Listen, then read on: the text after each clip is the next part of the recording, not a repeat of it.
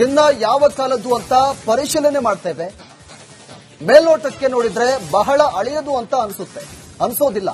ಪುರಾತತ್ವ ಇಲಾಖೆ ಅಧಿಕಾರಿ ರಮೇಶ್ ಮೂಲಿಮನಿ ಹೇಳಿಕೆಯನ್ನು ಕೊಟ್ಟಿದ್ದಾರೆ. ಬಂಗಾರ ಮನೆಯಲ್ಲಿ ಸಿಕ್ಕಿದ್ರೆ ಅದು ಕುಟುಂಬಕ್ಕೆ, ದೇವಸ್ಥಾನದಲ್ಲಿ ಸಿಕ್ಕಿದ್ರೆ ಅದು ರಾಜಮನೆತನದ್ದು. ಒಂದ್ ವೇಳೆ ರಾಜಮನೆತನಕ್ಕೆ ಸೇರಿದ್ರೆ ಲಾಂಛನ ಇರುತ್ತೆ.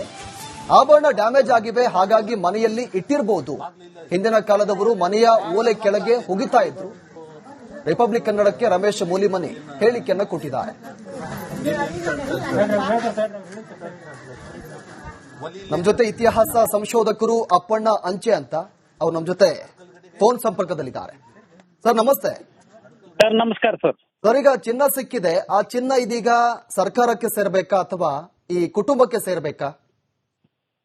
ಸರ್, ಈಗೇನ ಲಕ್ಕುಂಡಿಯಲ್ಲಿ ನಿನ್ನೆ ಸಿಕ್ಕಿರ್ತಕ್ಕಂಥದ್ದು ನಿಧಿ ಅಂತೇಳಿ ಕರೀತಾರ ಅವರು. ಆದ್ರೆ ಅದ ಚಿನ್ನದ ಒಂದು ಚಿಕ್ಕ ಪಾತ್ರೆಯಲ್ಲಿ ಸುಮಾರು 498 ಗ್ರಾಮ್ ಅದ ಸಿಕ್ಕಿರ್ತಕ್ಕಂಥ. ಅದರಲ್ಲಿ 3 ಸರಗಳಿರುವುದು, ಆಮೇಲೆ ಒಂದು ಕಿವಿ ಓಲೆ, ಆಮೇಲೆ ಅದರ ಜೊತೆಗೆ ಈ ಒಂದು ಕೈಗಡೆಗೆ ಒಂದು ತೋಳ್ ಬಂದಿ 22 ಈ ಚಿನ್ನದ ಪದಕಗಳದಾವು, ರಂಧ್ರ ಇರ್ತಕ್ಕಂಥದ್ದು. ಇಲ್ಲಿ ಸುಮಾರು ಏನಿತ್ತು, ಲಕ್ಕುಂಡಿಯಲ್ಲಿ ಲೊಕ್ಕಿ ಗದ್ಯಾಣ ಅಂತ ಹೇಳಿ ಇಲ್ಲಿ ಇರ್ತಕ್ಕಂಥ ಟಂಕಶಾಲೆಯಲ್ಲಿ ಆ ನಾಣ್ಯ ಮುದ್ರಣ ಆಗ್ತಾ ಇತ್ತು ಕಲ್ಯಾಣದ ಚಾಲುಕ್ಯರ ಕಾಲದಲ್ಲಿ, ಸುಮಾರು 11-12ನೇ ಶತಮಾನದ ಅವಧಿಯಲ್ಲಿ. ಈ ನಾಣ್ಯಗಳು ಇಲ್ಲಿ ಇರ್ತಕ್ಕಂಥ ಇವು ರಂಧ್ರ ಇರ್ತಕ್ಕಂಥ ಬಿಲ್ಲೆಗಳನ್ನ ಸ್ಥಳೀಯರಿಗೆ ತೋರಿಸಿದಾಗ, ಸರ್ ಇಂಥ ನಾಣ್ಯಗಳು ಇಂಥ ಬಿಲ್ಲೆಗಳು ಇಲ್ಲಿ ಸುಮಾರು ಸಿಗ್ತಾ ಇದ್ವು ಸರ್. ಒಂದು 20 ವರ್ಷದ ಹಿಂದ್ಗಡೆ, 30 ವರ್ಷದ ಹಿಂದ್ಗಡೆ ಇಲ್ಲಿ ಕೃಷಿಯಲ್ಲಿ ತೊಡಗಿದ ಸಂದರ್ಭದಲ್ಲಿ, ಹೊಲದಲ್ಲಿ ಉಳುಮೆ ಮಾಡುವ ಸಂದರ್ಭದಲ್ಲಿ ಸಿಗ್ತಾ ಇದ್ವು. ಇದು ಇಲ್ಲಿದನೇ ನಾಣ್ಯ ಲೊಕ್ಕಿ ಗದ್ಯಾಣ ಅಂತೇಳಿ ಹೇಳಿದ್ರು. ಈ ಸಂಗ್ರಹದಲ್ಲಿನೂ ಕೂಡ ಅಂತ ಒಂದು 22 ನಾಣ್ಯಗಳನ್ನ ಅಥವಾ ಚಿನ್ನದ ರಂಧ್ರ ಇರ್ತಕ್ಕಂಥ ಬಿಲ್ಲೆಗಳನ್ನ ನಾವು ಗಮನಿಸ್ತೀವಿ. ಈ ಹಿನ್ನೆಲೆಯಲ್ಲಿ ಇವು ಈ ಸಾಮಗ್ರಿಗಳ ಸಿಕ್ಕಂತ ಸಾಮಗ್ರಿಗಳ ಕಾಲಮಾನ, ಅವುಗಳಲ್ಲಿ ಇರ್ತಕ್ಕಂಥ ಕೆಲವುಗಳ ಕಾಲಮಾನ 12ನೇ ಶತಮಾನ ಆಗ್ತದ. ಇನ್ನು ಸರ ಅಥವಾ ಈ ಕೈಗಡಗ ಇವುಗಳ ಕಾಲಮಾನ ಬೇರೆ ರೀತಿ ಇರಬಹುದು. ಇದು ಆ ಮನೆಯಲ್ಲಿ ನಾನು ಕೂಡ ಇವತ್ತು ಬೆಳಿಗ್ಗೆ ಅಲ್ಲಿ ಆ ಸ್ಥಳಕ್ಕೆ ಹೋಗಿ ಭೇಟಿ ನೀಡಿದಾಗ ಇದು ಒಂದು 12 ಅಂಕಣದ ಒಂದು ಚಿಕ್ಕ ಮನೆ ಇದೆ. ಆ ಚಿಕ್ಕ ಮನೆಯಲ್ಲಿ ಒಂದು ಮೂಲೆಯಲ್ಲಿ ಇರ್ತಕ್ಕಂಥ ಸ್ಥಳದಲ್ಲಿ ಇದು ಸಿಕ್ಕಿರ್ತಕ್ಕಂಥದ್ರಿ ಸರ್ ಇದು.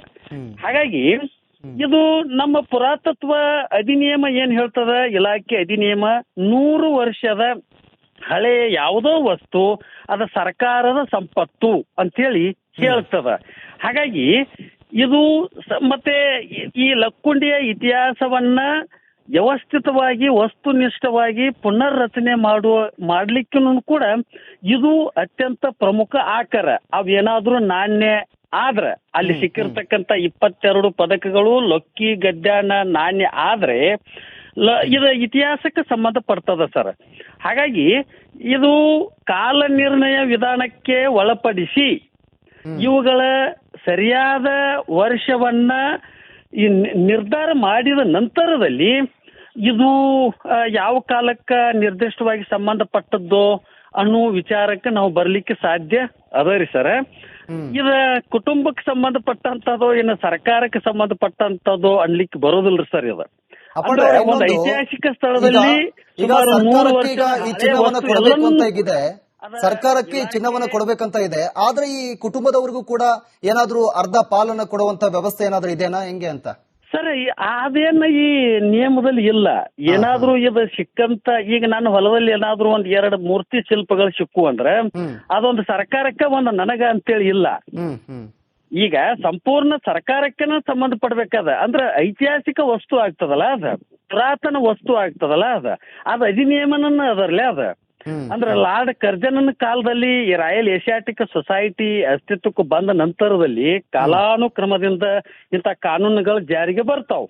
ಇಲ್ಲಿ ನಮ್ಮ ಭಾರತೀಯ ಪುರಾತತ್ವ ಸರ್ವೇಕ್ಷಣೆ ಇಲಾಖೆಗೆ ಸಂಬಂಧಪಟ್ಟಂತ 1958ರ ಅಧಿನಿಯಮ ಮತ್ತು ರಾಜ್ಯ ಪುರಾತತ್ವ ಇಲಾಖೆಗೆ ಸಂಬಂಧಪಟ್ಟಂತದ್ದು 1961ರ ಅಧಿನಿಯಮ, ಇವುಗಳಲ್ಲಿ ಸ್ಪಷ್ಟವಾಗಿ ಹೇಳ್ತಾವ್ ಇಂಥ ಅವಶೇಷಗಳು ಇದು ಸರ್ಕಾರಕ್ಕೆ ಸಂಬಂಧಪಟ್ಟಂತದ್ದು ಅಂತ ಹೇಳಿ. ಆ ಸರ್ಕಾರ ಅಲ್ಲಿಯ ಇತಿಹಾಸ ಮತ್ತು ಸಂಸ್ಕೃತಿಯನ್ನ ಅಧ್ಯಯನ ಮಾಡ್ಲಿಕ್ಕೆ ಇದನ್ನ ಬಳಸಿಕೊಳ್ತದ. ಆಮೇಲೆ ಇಲ್ಲಪ್ಪ ಇದು ಸುಮಾರು ಒಂದು 100-150 ವರ್ಷದ ಒಳಗಡೆ ಈ ಕಡೆನನ್ನ ಇರ್ತಕ್ಕಂಥದ್ದು ಮತ್ತು ಇವರ ಅಜ್ಜನಿಗೆ ಈಗ ಮನೆತನಕ್ಕೆ ಸಂಬಂಧಪಟ್ಟಂತ ಹಿರಿಯ ವ್ಯಕ್ತಿಗಳಿಗೆ ಸಂಬಂಧಪಟ್ಟದ್ದು ಇದು ಅಂತೇಳಿ ನಿರ್ಧಾರ ಆಯ್ತಂದ್ರೆ ಅವರಿಗೆ ಮರಳಿಸ್ಲಿಕ್ಕೆ ಸಾಧ್ಯ ಅದ ರೀ ಸರ್. ಅಪ್ಪಣ್ಣವ್ರೆ, ಈಗ ಆ ಜಾಗದಲ್ಲಿ ಈಗ ಚಿನ್ನ ಸಿಕ್ಕಿದೆ, ಆ ಕುಟುಂಬದವರು ತುಂಬಾ ಬಡತನದಿಂದ ಇದ್ದಾರೆ. ಈಗ ಆ ಜಾಗದಲ್ಲಿ ಈಗ ಮನೆ ಕಟ್ಟಕ್ಕೆ ಅವಕಾಶ ಕೊಡ್ತಾರಾ ಹೇಗೆ ಅಂತ ಸರ್ಕಾರ? ಸರ್, ಭಾರತೀಯ ಪುರಾತತ್ವ ಸರ್ವೇಕ್ಷಣೆ ಇಲಾಖೆದ ಏನದ 2 ನಿಯಮಗಳ್ರಿ ಸರ್. ಒಂದ ಅದರ ತನ್ನ ಅಧೀನಕ್ಕೆ ತೆಗೆದುಕೊಂಡಂತ ಸ್ಮಾರಕದ 100 ಮೀಟರದ ಒಳಗೆ ಯಾವುದೇ ರೀತಿಯ ಕಟ್ಟಡಕ್ಕೆ ಅವಕಾಶ ಇಲ್ಲ. ಇನ್ನು 300 ಮೀಟರದ ಒಳಗೆ ಇರ್ತಕ್ಕಂಥ ಪೂರ್ವದಿಂದ ಅಂದ್ರೆ ಪೂರ್ವ ಕಾಲದಿಂದ ಇದ್ದಂತ ಮನೆಗಳಿಗೆ ಜೀರ್ಣೋದ್ಧಾರಕ್ಕೆ ರಿಪೇರಿಗೆ ಅವಕಾಶ ಅದ. ಆ ಹಿನ್ನೆಲೆಯಲ್ಲಿ ಇಲ್ಲಿ ಆ ರೀತಿ ರಿಪೇರಿ ಮಾಡ್ಕೊಳಕ್ ಅವಕಾಶ ಇರ್ತಕ್ಕಂಥದ್ದು ಅದ ರೀ ಸರ್. ಅದ ಹಾಗಾಗಿ ಇಲ್ಲಿ ಸುಮಾರು ಅದ 12 ಅಂಕಣದ ಮನೆ ಅದ. ಇವರು ಮತ್ತೆ ಅಲ್ಲಿ ಹಾಳು ಮಣ್ಣನ್ನ ಇರ್ತಕ್ಕಂಥದ್ದು, ಹಳೆ ಕಲ್ಲುಗಳನ್ನ ಇರ್ತಕ್ಕಂಥದ್ದು. ಇಲ್ಲಿ ಅವರ ಇವತ್ತು ಬೆಳಿಗ್ಗೆನೋ ಅಧಿಕಾರಿಗಳ ಭೇಟಿ ನೀಡಿದ ಸಂದರ್ಭದಲ್ಲಿ ನಾವು ನಿಮಗೆ ಕೊಡ್ತೀವಿ, ಪರ್ಮಿಷನ್ ಕೊಡ್ತೀವಿ, ಅನುಮತಿ ಕೊಡ್ತೀವಿ, ನೀವು ಅಲ್ಲಿ ಒಂದು ಮನೆ ಕಟ್ಕೊಳ್ಬಹುದು ಅಂತೇಳಿ ಹೇಳ್ಯಾರಂತೀರಿ ಸರ್. ಆಮೇಲೆ ಇನ್ನೊಂದು, ಈ ಬಂಗಾರದ ಸಾಮಾನು ಇಂಥವನ್ನ ಈ ಕೊಡುವುದು ಎಲ್ಲಿ ನಾವು ಕಾಣೋದಿಲ್ಲ. ಅದ ಅಂದ್ರೆ ಅನೇಕ ಚಿನ್ನದ ನಾಣ್ಯಗಳು ಸಿಗ್ತಾ ಇರ್ತಾವು, ಬೆಳ್ಳಿ ನಾಣ್ಯಗಳು ಸಿಗ್ತಾ ಇರ್ತಾವು. ಅದನ್ನ ಯಾರನ್ನು ಕೂಡ ಸಲ್ಲಿಸ್ತಕ್ಕಂಥದ್ದು ಇಲ್ಲ. ಆದ್ರೆ ಪ್ರಾಮಾಣಿಕ ಮೆರೆದಿರ್ತಕ್ಕಂಥ ಕುಟುಂಬ ಇದು. ಪ್ರಾಮಾಣಿಕ ಮೆರೆದ್ರ ಅದನ್ನ ನಾವು ಮೆಚ್ಚಬೇಕು, ಆ ಮೌಲ್ಯವನ್ನ ನಾವು ಮೆಚ್ಚಲೇಬೇಕಾಗ್ತದ್ರಿ ಸರ್. ಹೌದು ಹೌದು ಹೌದಾ? ಈ ಕೊಟ್ಟದ್ದು ಅದಕ್ಕೆ ಅವ್ರದ್ದು ಏನು ಬೇಡಿಕೆ, ನಾವೆಲ್ಲ ಇಂಥದ್ದು ನೀವು ಇತಿಹಾಸ ಪ್ರಾಧ್ಯಾಪಕರು ಬರ್ತೀರಿ, ಹೌದು ಇದು ಐತಿಹಾಸಿಕ ಮೌಲ್ಯ ಇರ್ತಕ್ಕಂಥದ್ದು. ಇನ್ ಯಾರೋ ಬರ್ತಾರೋ, ಹೌದು ಇದು ರಾಷ್ಟ್ರದ ಸಂಪತ್ತು, ರಾಷ್ಟ್ರೀಯ ಸಂಪತ್ತು, ನಾಡಿನ ಸಂಪತ್ತು. ಆಯ್ತು, ನಾವು ನಿಮಗೆ ಪ್ರಾಮಾಣಿಕವಾಗಿ ಒಪ್ಪಿಸಿದೀವಿ, ಇದರಿಂದ ನಮಗೇನು ಲಾಭ? ನಮಗೇನಾದ್ರೂ ಸ್ವಲ್ಪ ಮತ್ತೆ ಇಂಥದ್ದೊಂದು ಪ್ರಾಮಾಣಿಕಕ್ಕೆ ಬೆಲೆ ಕಟ್ರಿ, ಬೆಲೆ ಕಟ್ಟತಕ್ಕಂಥದ್ದಲ್ಲ, ಅದನ್ನ ಗೌರವಿಸ್ರಿ ಅಂತ ಹೇಳಿ ಅವರು ಊರಿನ ಜನರ ಮೂಲಕ ಬೇಡಿಕೆ ಇಡ್ತಕ್ಕಂಥದ್ರಿ ಸರ್. ಹಾಗಾಗಿ ಅವರಿಗೆ ಮನೆ ಇಲ್ಲ. ಈಗ ಮನೆ ಇಲ್ಲ. ಆ ವಿದ್ಯಾರ್ಥಿನೂ 8ನೇ ಕಲಿತಕ್ಕಂಥದ್ದು. ನಾನು ಸ್ವಲ್ಪ ಇತಿಹಾಸದಲ್ಲಿ ಈ ಭಾಗದಲ್ಲಿ ಸ್ವಲ್ಪ ಆಸಕ್ತ ಇರೋದರಿಂದ ಏನೋ ಕುತೂಹಲಕ್ಕೆ ಬೆಳಿಗ್ಗೆ ಹೋಗಿ ಸ್ವಲ್ಪ ಅಭ್ಯಾಸ ಮಾಡಿದಾಗ ನನಗೆ ಗೊತ್ತಿರ್ತಕ್ಕಂಥ ಎಷ್ಟು ಮಾಹಿತಿ ಗೊತ್ತಾದಂತ sir. Okay, thank you Appanna ಅವರೇ, ರಿಪಬ್ಲಿಕ್ ಜೊತೆ ಮಾತನಾಡಿದ್ಕೆ.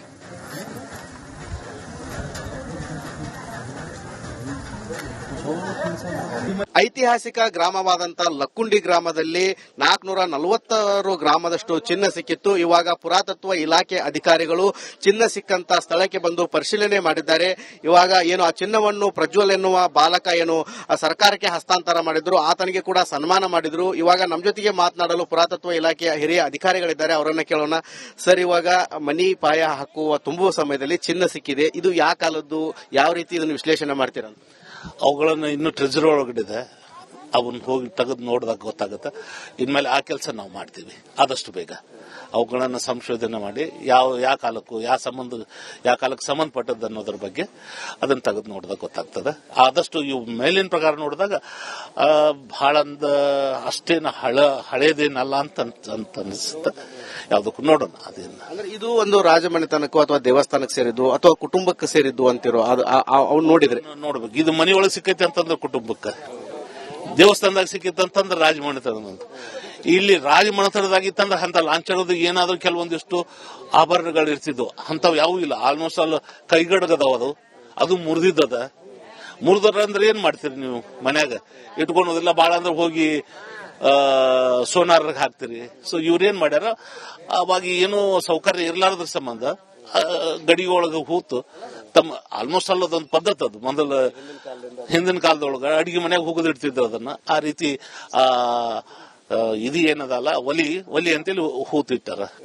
ಲಕ್ಕುಂಡಿ ಗ್ರಾಮದ ಇತಿಹಾಸ ಏನು ಸರ್? ಇಲ್ಲಿ ಸಾಕಷ್ಟು ನಿಧಿ ಇದೆ ಅಥವಾ ಪುರಾತನ ದೇವಸ್ಥಾನಗಳಿದಾವೆ. ಏನ್ ಹಿನ್ನೆಲೆ ಈ ರೀತಿ ಸಿಗ್ತಾ ಇರೋದ್ರಿಂದ? ಸಾಮಾನ್ಯವಾಗಿ ಅದಕ್ಕೆ ಹೊಂದಾಣಿಕೆ ಇಲ್ಲ. ದಯವಿಟ್ಟು ಅದನ್ನ ಮೊದಲು ನೀವು ಅರ್ಥ ಮಾಡ್ಕೊಳ್ಳಿ. ಸಾಮಾನ್ಯವಾಗಿ ಹಳೆ ಕಾಲದ ಆಭರಣಗಳ ಲಕ್ಷಣನ ಬೇರೆ ಇರ್ತಾವು. ಒಂದು ಎರಡನೇದು, ಈಗಾಗಲೇ ಇಲ್ಲಿ ಅನೇಕ 100 ಬಾವಿಗಳದಾವು, ಅನೇಕ ದೇವಸ್ಥಾನಗಳದಾವು. ಸೊ ಈ ದಿಶೆ ಒಳಗಡೆ ಭಾರತೀಯ ಪುರಾತನ ಇಲಾಖೆ ರಾಜ್ಯ ಸರ್ಕಾರದ್ದು ಅವರು ಆದಷ್ಟು ಉತ್ಖನನ ಸ್ಟಾರ್ಟ್ ಮಾಡೋರು ಅದಾರ ಇಲ್ಲಿ. ಸೊ ಆ ಉತ್ಖನದಿಂದ ಇನ್ನೂ ಹೆಚ್ಚಿನ ಅಂಶ ಬೆಳಕಿಗೆ ಬರಬೇಕಾಗಿದೆ.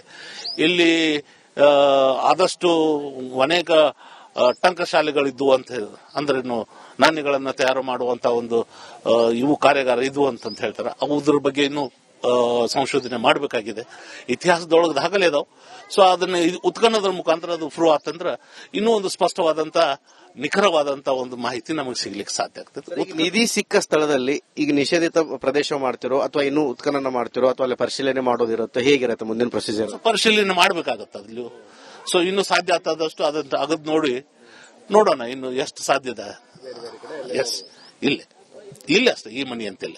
ಇದಿಷ್ಟು ಏನು ಪುರಾತತ್ವ ಇಲಾಖೆ ಅಧಿಕಾರಿಗಳ ಮಾತಾಗಿತ್ತು. ಏನು ಉತ್ಖನನ ಅಂದ್ರೆ ಆ ನಿಧಿ ಸಿಕ್ಕಂತ ಸ್ಥಳದಲ್ಲಿ ಹೆಚ್ಚಿನ ಪರಿಶೀಲನೆ ಮಾಡ್ತೇವೆ ಅಂತೇಳಿ ಅಧಿಕಾರಿಗಳು ಹೇಳ್ತಾ ಇದ್ದಾರೆ. ಕ್ಯಾಮರಾಮನ್ ಮಂಜುನಾಥ್ ಜೊತೆ ಮಂಜು ಪತ್ತಾರ್, ರಿಪಬ್ಲಿಕ್ ಕನ್ನಡ, ಗದಗ್.